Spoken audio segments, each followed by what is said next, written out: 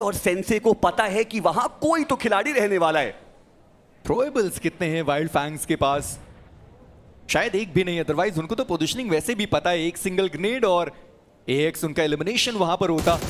काफी टाइम से ये टीम फाइट ले रही है मल्टीपल टीम्स के साथ, और शायद यही एक कारण कि उनके पास अब ग्रेनेड्स बचे नहीं है। पर जस्टी उनके पास ग्रेनेड्स बचे हुए, टीम रेकनिंग के प्रो जिनको स्पॉट किया है जस्टी के द्वारा। एक ग्रेनेड जो करीब आया गाड़ी के ऊपर, वो डैमेज पड़ा।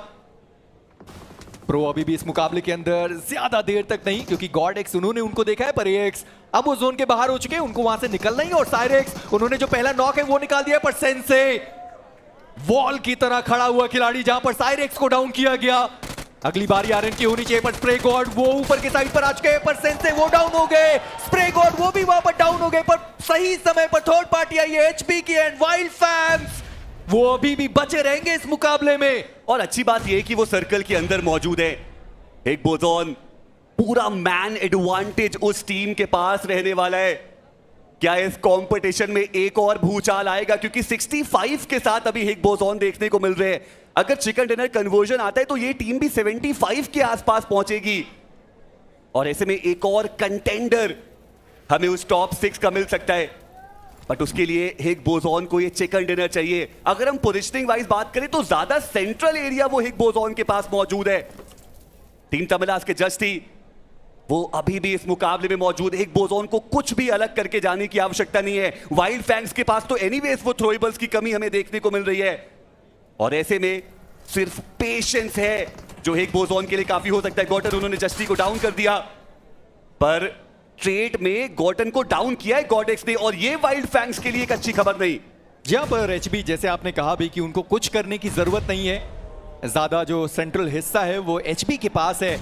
काना उनके ऊपर एक और ग्रेनेड आया, पर गॉटन जो डाउन थे सेंसे के द्वारा रिवाइव किए गए। व्हाइट टाइगर एक और ग्रेनेड आने वाला है, पर सेंसे जैसे मैं थोड़ी देर पहले कह भी रहा था, एक वॉल की तरह खड़ा हुआ खिलाड़ी, और कितने इंपॉर्टेंट नॉक्स उन्होंने निकाले इस पर्टिकुलर मैच के अंदर। कान्हा उनके पास मौका है कि वो प्रेशर थोड़ा सा ज्यादा बढ़ा पाए अपने राइट हैंड साइड से, वहां पर वो खिलाड़ी गया। गॉटन वो भी स्पॉटेड है, पर सेंसे वो यहां पर डाउन हो गए, और अब यहां से रिवाइवल का कोई मौका नहीं बनने वाला। पर कान्हा उनका जो ऑफ एंगल है, क्या वो यहां से कुछ बेहतर करके जा सकते हैं? पर ऐसा कुछ होने नहीं वाला है। हिग बोजोन पहले मिरामार में वो 28 लेकर गए, पर इस पर्टिकुलर में 18 टोटल पॉइंट्स निकाले।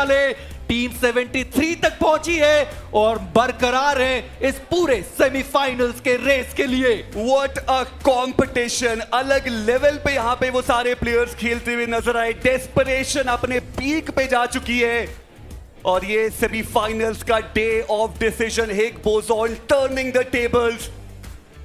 28 के बाद ये 18 उनको ओवरऑल स्टैंडिंग्स में बड़ी जंप दिलाएगा।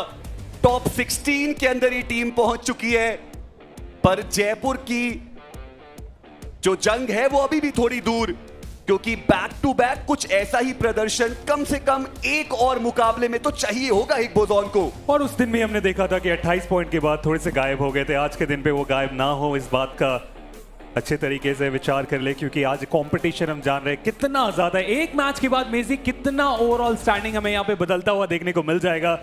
जेनेसिस की तरफ से एक डिसेंट मैच हमें आता हुआ देखने को मिला, लेकिन कान्हा अपोनेंट को इंफॉर्मेशन नहीं था। अगर वो पहले स्प्रे पे अगर वो नॉक निकाल लेते तो फिर टेबल्स को पूरी तरीके से टर्न किया जा सकता था, लेकिन सामने से फिर ध्यान हटा के पीछे की तरफ आए और सारे प्लेयर्स एक साथ अटैक किए, और उसका फायदा चिकन डिनर निकालने में हुए कामयाब। और अब गॉडेक्स को देखिए 5 फिनिशर निकाले और लगभग 800 के आसपास का वो डैमेज। देखिए गॉडेक्स भी बहुत खुश होंगे, क्योंकि पिछली बार जब वो नॉनिक्स के साथ थे तो पोडियम फिनिश किया था, और अभी भी वो चाहते हैं कि एक बफर से बीएमपीएस लैंड फाइनल्स की तरफ अपने आप को पहुंचाया जाए, अपनी टीम को पहुंचाया जाए। हीरो ठीक है, उनको कोई फ्रैग नहीं मिला, पर एज अ टीम बढ़िया खेल कर गए हैं ये सारे खिलाड़ी। बनी 2 फिनिशेस के साथ हैं। व्हाइट टाइगर उनको वो 1 फिनिश मिला।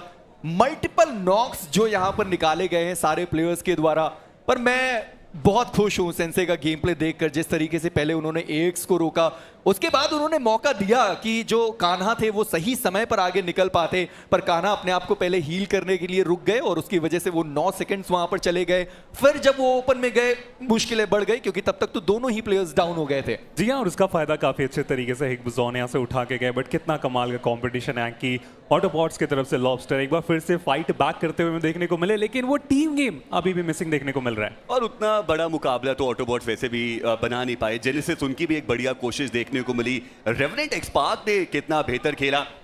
मैं कल के दिन पे एक क्लिप देख रहा था, एक्सप्लिसिट की काफी गुस्से में थे, आज मुस्कुराते हुए गए अपने टीममेट से मिलने के लिए। और ये खिलाड़ी पेन, जितनी तारीफ की जाए उतनी कम। क्या बेहतरीन 1v3 क्लच किया था उन्होंने वहां पे अपनी टीम के लिए। वो 3 एक्स्ट्रा फिनिशेस निकाले, 2 प्लेसमेंट पॉइंट दिलाए।